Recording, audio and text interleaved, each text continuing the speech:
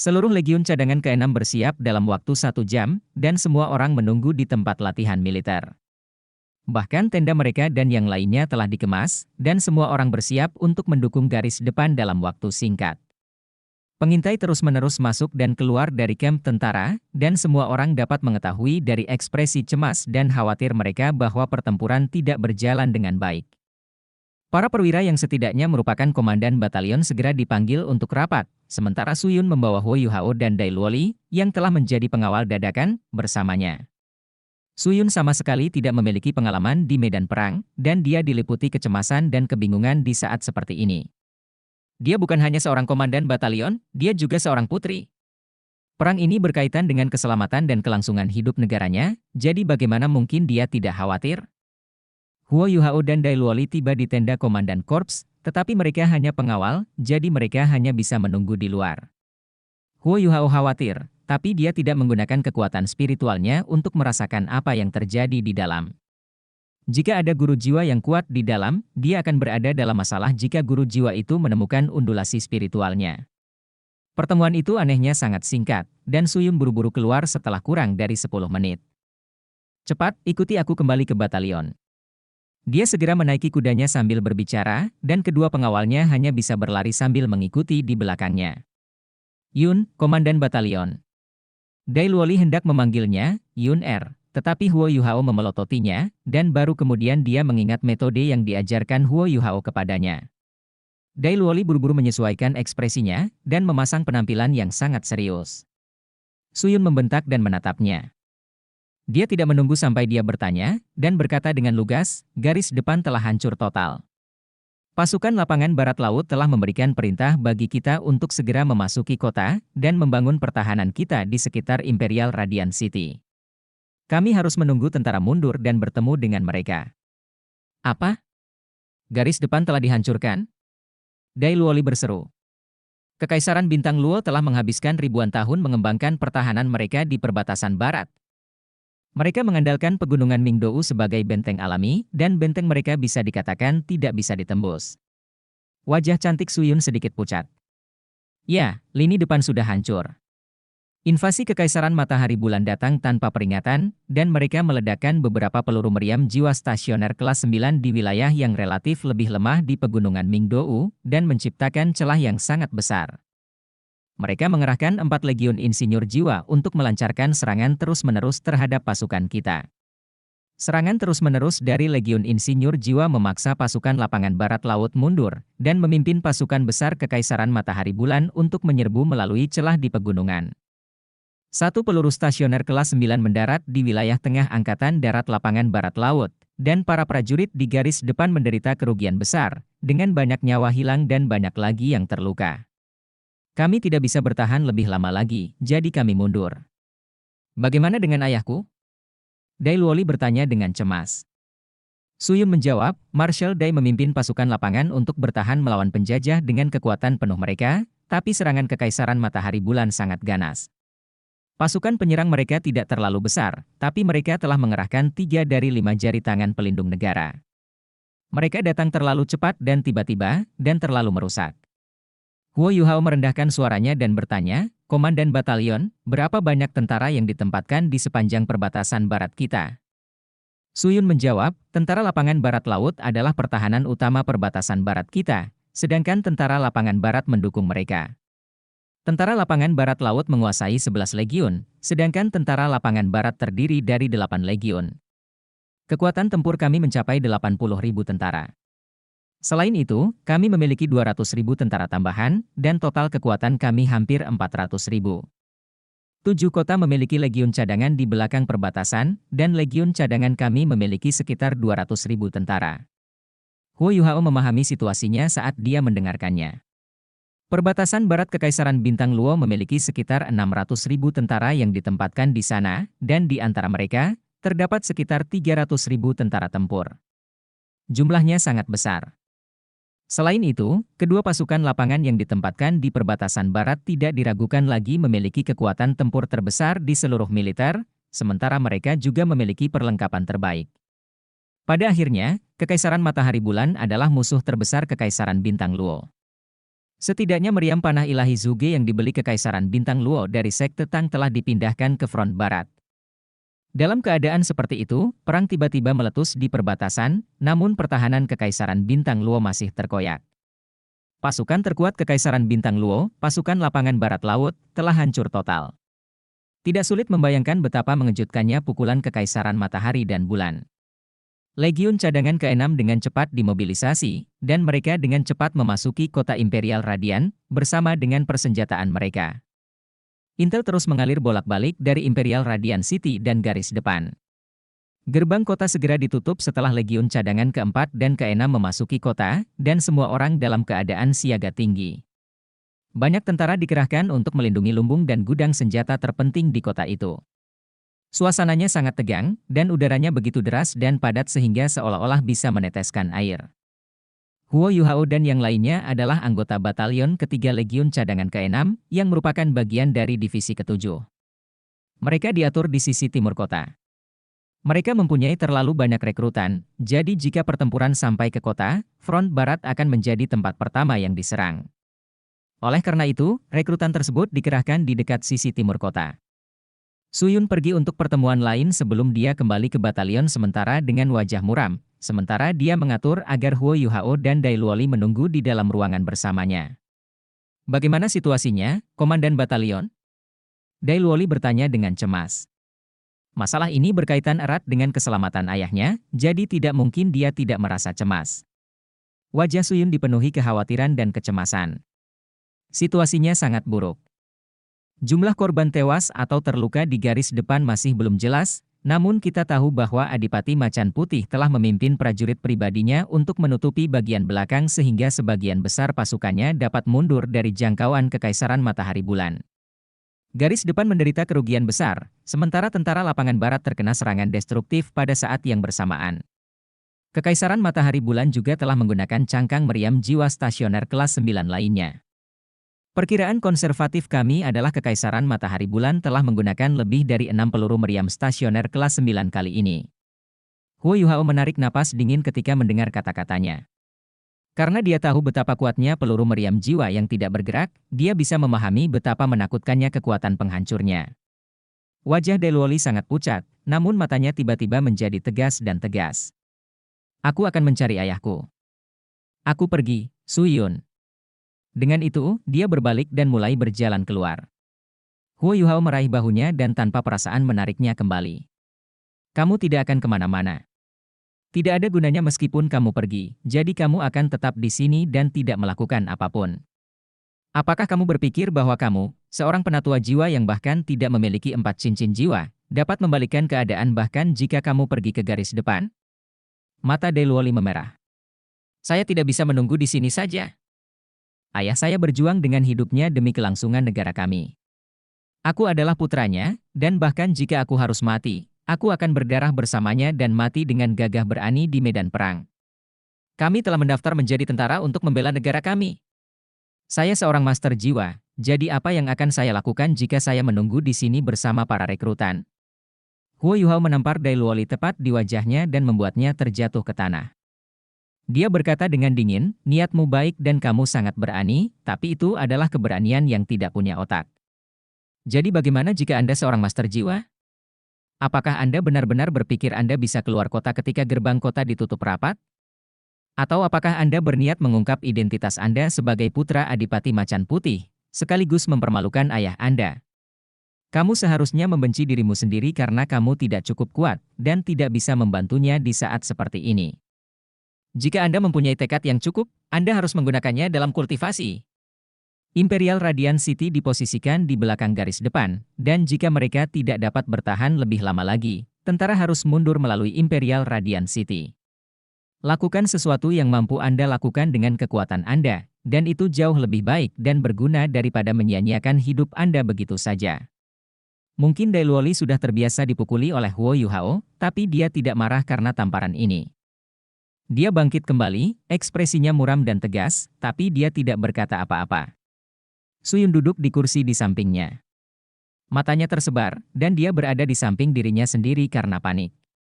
Dihadapkan pada perang habis-habisan dalam skala seperti itu, sang putri kecil benar-benar bingung karena khawatir dan panik. Huo Yuhao melirik ke langit di luar. Dia merendahkan suaranya dan berkata, kalian berdua, tetap di sini dan berkultivasi. Saya akan melihat garis depan, dan memberikan informasi langsung kepada kalian. Kamu akan pergi? Dai Luoli dan Suyun menatapnya pada saat bersamaan. Huo Yuhao berjalan di hadapan Dai Luoli, dan matanya yang dingin tiba-tiba menjadi hangat. Dia menepuk pundaknya dan berkata, panggil aku kakakmu. Kakak! Dai Luoli berseru tanpa sadar. Huo Yuhao tersenyum tipis dan berkata, tetap di sini dan jangan pergi kemana-mana. Aku akan segera kembali untuk mencarimu. Dengan itu, Huo Yuhao menghilang ke udara tanpa suara di depan Dai Luoli. Dai Luoli menatap ruang di depannya dengan mata melebar dan rahang kendur. Dia tidak merasakan gelombang kekuatan jiwa apapun dari Huo Yuhao, dan hanya jiwa bela dirinya, yang telah menyelesaikan mutasinya, yang sepertinya merasakan sesuatu. Mata Suyun juga membeku. Sekarang aku sangat yakin bahwa dia tidak diutus oleh ayahmu. Mengapa? Dai Luoli bertanya tanpa sadar. Suyun menjawab, jika ayahmu mengirimnya ke sini, dia tidak akan memukulmu dengan kejam. Namun, kamu tampaknya jauh lebih kuat daripada sebelum dia menghajarmu. Huo Yuhao melonjak ke langit dalam sekejap setelah dia meninggalkan kamp tentara. Dia melepaskan tiruannya, dan seluruh keberadaannya tampak menyatu ke udara. Kekuatan spiritualnya menyebar ke segala arah seperti jaring raksasa, langsung menyelimuti seluruh kota. Huo Yuhao memiliki kekuatan spiritual yang bahkan membuat takjub Dewa Binatang, Ditian. Hanya kekuatan spiritual pada tingkat seperti itu yang bisa memiliki kehebatan seperti itu. Huo Yuhao tidak bisa menahan diri untuk tidak menggelengkan kepalanya ketika dia melakukan survei singkat terhadap kota tersebut. Imperial Radiant City tidak memiliki satupun alat jiwa pengintai udara, dan hanya ada beberapa detektor kekuatan jiwa di benteng. Pertahanan Imperial Radiant City sangat jauh dari Sunrise City milik Kekaisaran Sun Moon saat itu, akibat dari keterbelakangan Kekaisaran Bintang Luo dalam standar industri. Dia tidak tahu berapa lama lagi Kekaisaran Bintang Luo bisa bertahan saat ini. Dia terus merenung ketika dia mulai bergerak, berubah menjadi seberkas cahaya yang mengalir dan melonjak ke arah barat. Huo Yuhao meninggalkan perbatasan Imperial Radiant City dan memasang sayap kupu-kupunya. Kecepatannya meningkat secara eksponensial saat dia memasukkan kekuatan jiwa ke dalam sayapnya. Huo Yuhao dengan cepat melihat tentara yang kalah mundur dari garis depan. Mereka benar-benar hancur. Sejumlah besar tentara mundur dari front barat dengan kepala tertunduk putus asa, kecewa, sementara banyak lainnya terluka. Bahkan formasi mereka tampak sedikit berantakan dan tidak teratur. Bagaimana ini bisa terjadi? Huo Yuhao tahu dari pelatihannya bahwa Kekaisaran Bintang Luo memiliki fondasi yang sangat kuat, dan bahkan rekrutan mereka dikendalikan dengan disiplin militer yang ketat. Mengapa para prajurit yang kalah begitu putus asa? Huo Yuhao mendarat dengan tenang di tanah dan menggabungkan dirinya ke dalam pasukan yang kalah. Dia berpakaian seperti prajurit biasa pada awalnya, dan dia mengetahui dari prajurit lain bahwa serangan mendadak Kekaisaran Matahari dan Bulan jauh lebih ganas daripada yang dia bayangkan. Pengawasan udara Kekaisaran Bintang Luo terlalu lemah, sampai-sampai Kekaisaran Matahari Bulan berhasil mengangkut orang-orang kuat melalui perbatasan barat mereka dalam kelompok yang berbeda. Mereka menyerang Kekaisaran Bintang Luo dengan kekuatan penuh, dan setelah peluru meriam jiwa stasioner kelas 9 mereka mendatangkan malapetaka dengan kekuatan menakutkan mereka, orang-orang kuat ini bergegas ke kamp tentara yang menjadi berantakan. Mereka berfokus pada pembunuhan petugas dan menciptakan lebih banyak kekacauan, dan mereka menyebabkan seluruh pasukan lapangan barat laut terjerumus ke dalam kekacauan dan kebingungan total.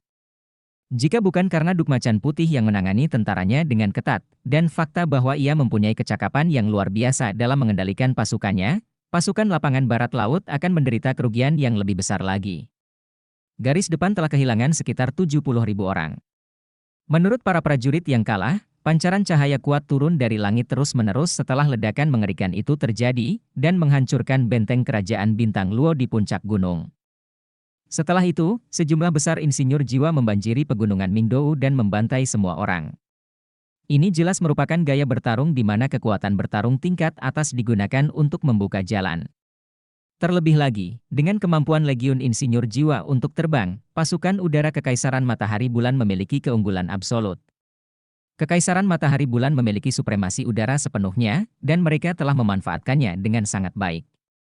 Kekaisaran Bintang Luo selalu tahu bahwa mereka tertinggal dari Kekaisaran Matahari Bulan dalam hal peralatan jiwa, Tetapi hanya setelah perang habis-habisan ini meletus barulah mereka memahami seberapa besar keretakan ini. Ya, keretakan ini terlalu besar. Huo Yuhao kembali ke perjalanannya setelah mendapatkan informasi itu. Dia memahami bahwa dengan kekuatan alat jiwa yang menakutkan, mekanisme pertahanan dalam perang tradisional di masa lalu masih jauh dari cukup untuk menahan serangan Kekaisaran Matahari Bulan. Kekaisaran Matahari Bulan telah bersiap, dan Kekaisaran Bintang Luo berada dalam masalah besar setelah mereka kehilangan pegunungan Mingdou, yang merupakan garis pertahanan pertama mereka. Kekalahan ini sepertinya mustahil untuk berbalik. Huo Yuhao tidak butuh waktu lama untuk terbang sejauh 200 km. Huo Yuhao bisa merasakan undulasi kekuatan jiwa yang kuat yang beriak dan meledak dari kejauhan. Langit mulai gelap, dan kilatan berbagai warna yang mekar dan berkedip terus-menerus di perbatasan menjadi lebih jelas. Dia segera menyadari apa yang terjadi pada pegunungan Mingdou. Ada kesenjangan yang sangat besar di pegunungan Mingdou. Celah ini memiliki bentuk yang sangat aneh, sangat menyeramkan, dan terbakar hitam. Hal itu jelas disebabkan oleh kekuatan ledakan yang menakutkan dari peluru meriam jiwa stasioner kelas 9 yang membombardir pegunungan. Huo Yuhao dapat melihat dari jarak jauh bahwa sejumlah besar tentara dari Kekaisaran Matahari Bulan mengalir ke perbatasan Kekaisaran Bintang Luo melalui celah ini. Garis pertahanan Kekaisaran Bintang Luo telah hancur total di semua lini. Tapi bagaimana dengan Adipati Macan Putih dan yang lainnya? Mungkinkah Adipati Macan Putih dan pengawal pribadinya telah dibantai? Sisa-sisa pasukan Kekaisaran Bintang Luo babak belur dan memar. Alat-alat jiwa pengawasan udara dan pengawasan darat yang sangat banyak tersebar di langit kira-kira 10 km jauhnya, sementara bagian depan dan posisi alat jiwa yang dibangun oleh para insinyur jiwa secara bertahap mulai terbentuk di tanah. Kilatan cemerlang yang berkedip-kedip dari waktu ke waktu perlahan menghilang pada saat bersamaan. Front tentara lapangan barat laut telah hilang sepenuhnya hanya dalam waktu setengah hari. Huo Yuhao menelan ludah saat dia melayang di udara, bahkan dia sedikit tersesat. Itu adalah kekuatan bertarung Kekaisaran Bintang Luo yang paling tangguh. Apakah mereka benar-benar hancur semudah itu? Huo Yuhao tidak tahu legiun insinyur jiwa mana yang ditempatkan di bawahnya, dan dia menutup matanya saat dia menarik setiap inci kekuatan spiritual yang telah dia keluarkan. Dia berada di bawah kedok imitasi, dan bahkan alat pengintai jiwa dari udara tidak dapat mendeteksi keberadaannya. Hanya detektor termal yang dapat mendeteksi keberadaannya. Mata vertikal berwarna emas mawar perlahan-lahan muncul di belakang punggung Huo Yuhao, dan kepalanya bersinar bersamaan dengan roda cahaya berwarna emas mawar muncul di belakang kepalanya. Aura takdir bergelombang keluar pada saat bersamaan. Jangkauan deteksi spiritualnya pada akhirnya terbatas, dan kekuatan spiritualnya tidak sekuat Evile Tyrant King, yang bisa mencapai jarak 500 km dengan deteksi spiritual. Ketika deteksi spiritual Huo Yuhao mencapai jarak 10.000 meter, akurasinya akan sangat berkurang. Terlebih lagi, medan perang di perbatasan sangat luas, jelas mustahil baginya untuk menemukan Adipati Macan Putih dengan deteksi spiritual. Oleh karena itu, dia memilih metode lain. Dia ingin mencoba metode yang menurutnya sudah bisa dia gunakan sejak lama, namun belum pernah dicoba sebelumnya. Dia ingin mencoba menggunakan takdir untuk membimbingnya. Ini bukanlah keterampilan jiwa. Huo Yuhao memiliki kekuatan takdir, dan dia menggunakan hatinya untuk merasakan jantung berdebar yang berasal dari takdir. Mata vertikal di belakang Huo Yuhao ditarik setelah beberapa saat, dan matanya beralih ke utara. Sesuatu dalam kegelapan membimbingnya, bahwa Adipati Macan Putih seharusnya berada di utara. Dia berbalik dan mempercepat sekali lagi, berlari ke arah utara. Tentara lapangan barat laut tidak hanya ditempatkan di perbatasan barat, mereka juga berada di dekat Kekaisaran Jiwa Surgawi pada saat yang sama. Mereka dapat mencapai perbatasan Kerajaan Jiwa Surgawi jika mereka melakukan perjalanan kurang dari 500 km ke utara dari posisi mereka. Duk Macan Putih sebenarnya mengambil sisa pasukannya dan mundur ke utara. Kenapa dia melakukan itu? Huo Yuhao terbang maju dengan cepat dengan beberapa keraguan. Pikirannya perlahan-lahan terselesaikan, dan ekspresinya segera menjadi jelek. Namun, jejak kekaguman mewarnai matanya. Duk Macan Putih tidak mundur ke arah timur, melainkan ke utara. Hanya ada satu alasan untuk itu. Duk Harimau Putih adalah salah satu target utama serangan mendadak Kekaisaran Matahari Bulan. Kekaisaran Matahari Bulan akan berusaha menjatuhkannya dengan segala cara, jadi kekuatan bertarung mereka yang paling tangguh seharusnya diarahkan padanya. Dia mundur ke utara untuk menarik kekuatan ini untuk memberikan waktu kepada pasukan Kekaisaran Bintang Luo yang kalah untuk mundur.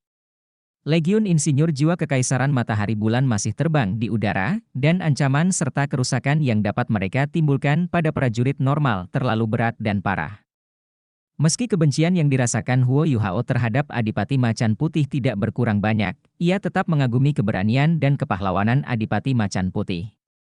Dia adalah marshal, tapi dia bukan orang pertama yang mundur, dan dia menempatkan dirinya dalam bahaya besar sehingga dia bisa mengulur waktu bagi pasukannya untuk mundur. Perbuatan ini bukanlah sesuatu yang bisa dilakukan oleh orang normal. Huo Yuhao melepaskan kekuatan spiritualnya pada saat yang sama sambil terus terbang menuju utara. Memang benar, masih banyak bekas luka dan bekas pertempuran yang tertinggal di tanah. Beberapa ditinggalkan oleh alat jiwa, dan lainnya ditinggalkan oleh penguasa jiwa dan tentara. Huo Yuhao melihat mayat dari waktu ke waktu, dan dia tahu dari jejak ini bahwa pertempuran itu sengit dan sengit, tetapi tidak banyak orang yang bertempur. Jumlah totalnya tidak boleh lebih dari 10.000 orang, namun kelompok ini harus menjadi anggota paling elit dari kedua belah pihak. Kekaisaran Bintang Luo memiliki sedikit insinyur jiwa dan alat jiwa, namun jumlah master jiwa sejati mereka bukanlah sesuatu yang bisa dibandingkan dengan Kekaisaran Matahari Bulan. Setidaknya ada satu legiun master jiwa di Northwestern Field Army, dengan setidaknya 1.000 orang yang seluruhnya terdiri dari master jiwa sejati. Meskipun mereka bukan pengawal pribadi Macan Putih, mereka hanya mendengarkan perintah dan perintah Duk Macan Putih. Kekaisaran Bintang Luo memiliki total 10 legiun master jiwa. Sayangnya, legiun master jiwa ini terlalu kuat, sampai-sampai keluarga kerajaan Kekaisaran Bintang Luo tidak berani menyerahkan mereka kepada Adipati Macan Putih untuk dia perintahkan. Seluruh pasukan lapangan barat laut hanya ditugaskan pada satu legiun master jiwa.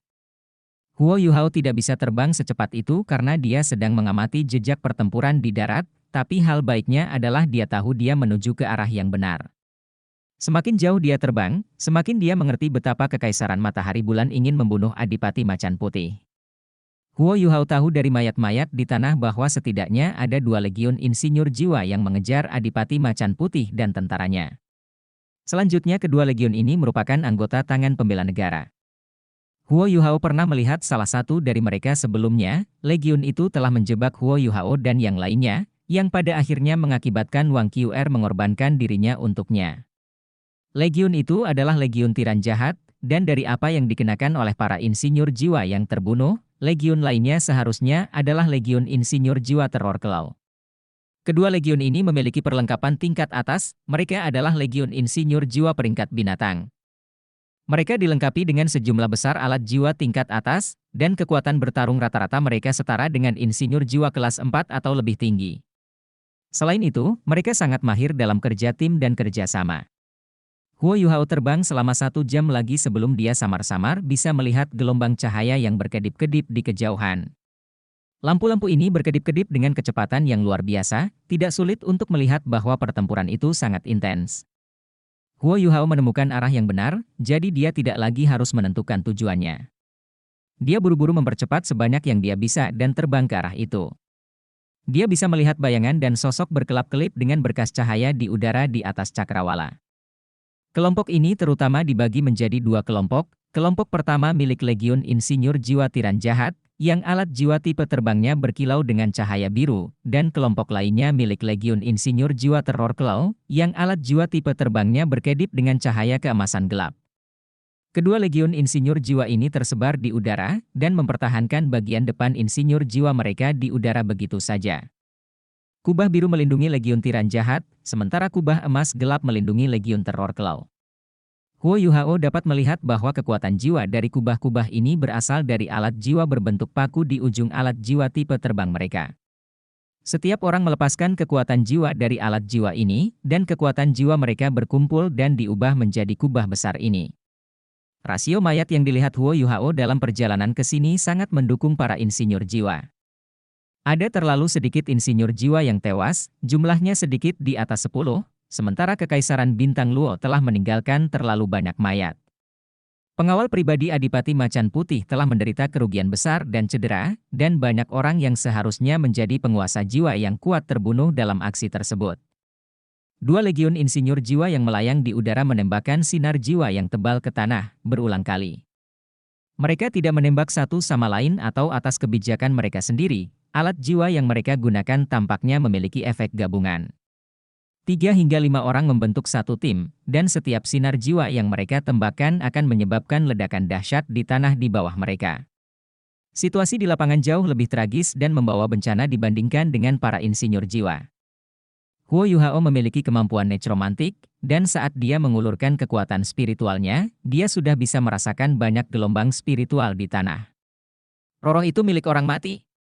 Dibandingkan dengan dua kubah berbeda di langit, ada juga kubah di tanah, dan juga digunakan untuk pertahanan, tetapi kubah tersebut hanya dapat digambarkan sebagai kubah beraneka warna. Ada hampir 100 jenis cahaya berbeda, dan situasinya tampak sangat tersebar dan tidak teratur. Jelas bahwa Master Jiwa adalah kekuatan pertahanan utama di lapangan. Pengawal pribadi Adipati Macan Putih tidak bisa berbuat banyak dalam pertempuran di level ini, dan sebagian besar dari mereka yang tewas di tanah terdiri dari pengawal pribadi Adipati Macan Putih. Ada 7 atau 8 orang yang melayang di antara 2 legiun insinyur jiwa di langit. Orang-orang ini tidak melancarkan serangan apapun, dan hanya mengamati medan perang dengan dingin. Mereka berada di dalam penghalang pelindung, tapi Huo Yuhao masih bisa merasakan betapa kuat dan menakutkannya orang-orang ini. Huo Yuhao pernah melihat mereka bertiga sebelumnya. Mereka adalah juri turnamen insinyur jiwa elit Kota Radian di Kota Radian Kekaisaran Matahari Bulan, dan orang yang paling dikenalnya adalah pemimpin kelompok ini. Bukankah dia Starsky Doulwo, Ye Yulin, yang memberinya Summon Divine Needle saat itu? Pada saat ini, jarum ilahi Summon kelas 9 melayang di atas kepalanya. Selain itu, tidak hanya ada satu, ada 2. Huo Yuhao tidak perlu bertanya untuk menebak secara samar bahwa kemunculan Starsky Doulwo di sini mungkin ada hubungannya dengan Summon Divine Needle yang dia berikan kepada White Tiger Duke saat itu. Pada saat ini, salah satu dari 2 Summon Divine Needles di atas kepalanya kemungkinan besar adalah yang diberikan Huo Yuhao kepada Dai Hao saat itu. Orang-orang tangguh ini, yang merupakan insinyur jiwa terkuat di Kekaisaran Matahari Bulan, tidak diragukan lagi mempertahankan benteng di sini sehingga mereka dapat memberantas perlawanan apapun yang ada di lapangan. Huo Yuhao menarik napas dalam-dalam dan menenangkan serta menenangkan dirinya sebanyak yang dia bisa. Meskipun dia jauh lebih kuat dari sebelumnya, kekuatannya masih terlalu kecil dan lemah di medan perang seperti ini. Huo Yuhao adalah satu-satunya produk akhir dari Ultimate Solar Plan, dan dia tahu bahwa dia harus menggunakan setiap sumber daya yang dia bisa untuk membalikkan keadaan, dan sumber daya itu tidak hanya terdiri dari kekuatan dan kemampuan. Huo Yuhao menurunkan ketinggiannya dan memindahkan kekuatan spiritualnya ke arah tentara Kekaisaran Bintang Luo. Saat ini, dia bahkan tidak yakin apakah Adipati Macan Putih masih hidup. Situasinya dengan cepat menjadi jelas. Kekaisaran Bintang Luo memiliki kurang dari 2.000 tentara yang tersisa. Pengawal pribadi Duke Harimau Putih terdiri dari sekitar 13 hingga 1400 dari 2.000 tentara ini, dan mereka mengandalkan sekitar 5 hingga 600 master jiwa yang bertahan dengan kekuatan penuh mereka untuk mempertahankan situasi saat ini. Tak satu pun dari master jiwa ini yang lemah, dan beberapa memiliki kekuatan jiwa yang lebih kuat daripada 2 legiun insinyur jiwa di langit. Cincin jiwa mereka berkilauan di tubuh mereka, dan bahkan yang terlemah pun memiliki 5 cincin jiwa. Keluarga kerajaan Kekaisaran Bintang Luo masih sangat mendukung tentara lapangan barat laut. Legiun Master Jiwa ini terdiri dari para master jiwa terbaik di Kekaisaran Bintang Luo. Meskipun mereka telah kehilangan cukup banyak orang, mereka adalah alasan mengapa Adipati Macan Putih masih bisa menahan Legiun Insinyur Jiwa Kekaisaran Matahari Bulan sehingga pasukan lapangan barat laut bisa mundur. Namun, wajah para master jiwa ini dipenuhi kelelahan, dan semua orang memasang ekspresi serius dan muram. Tak satu pun dari mereka akan takut pada para insinyur jiwa di langit jika mereka 1 lawan 1, dan bahkan ada 4 berjudul Doulwo di antara para master jiwa ini. Duke Macan Putih masih berada di antara kelompok ini, tetapi sepertinya dia berada dalam kondisi yang buruk, separuh tubuhnya hangus hitam, dan dia menopang dirinya sendiri dengan pisau sepanjang 1 yard saat dia memimpin pertempuran. Dia menderita luka parah.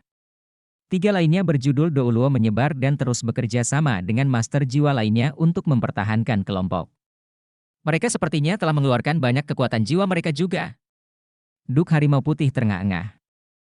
Matanya masih tetap tegas seperti biasanya, tapi sudah mengalir dengan tekad dan kepasrahan yang suram terhadap takdir. Dia telah ditekan di bukit ini selama hampir 2 jam, dan bala bantuan tidak mungkin datang untuk mereka, tidak peduli apa yang terjadi. Meskipun pasukan Kekaisaran Matahari Bulan telah memasuki pegunungan Mingdou, Adipati Macan Putih dan pasukannya mungkin akan tersingkir hari ini jika dia tidak segera mengambil keputusan. Daihao merendahkan suaranya dan menggeram, undang Biduk Doulo ke sini. Putra sulung Daihao berdiri di sampingnya. Dai Weiheng, yang lulus dari Akademi Shrek. 5 tahun telah berlalu, dan Dai Weiheng sekarang menjadi Soul Sage 7 cincin yang kuat. Dia baru berusia 25 tahun, dan dia jelas dianggap elit di kalangan generasi muda. Dia bisa mewakili Akademi Shrek dalam pertempuran sebagai wakil ketua tim saat itu, yang cukup menunjukkan bakatnya. Ya.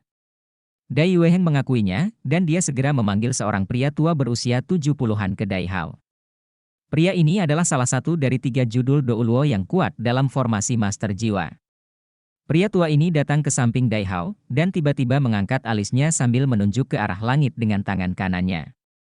Seberkas cahaya putih keperakan melonjak ke langit, dan berkas cahaya ini berselaput saat ia berubah menjadi payung besar dengan diameter lebih dari 50 meter. Payung ini menghalangi sinar jiwa dan yang lainnya yang turun dari langit, dan beberapa serangan ini bahkan termasuk serangan dari insinyur jiwa kelas 8.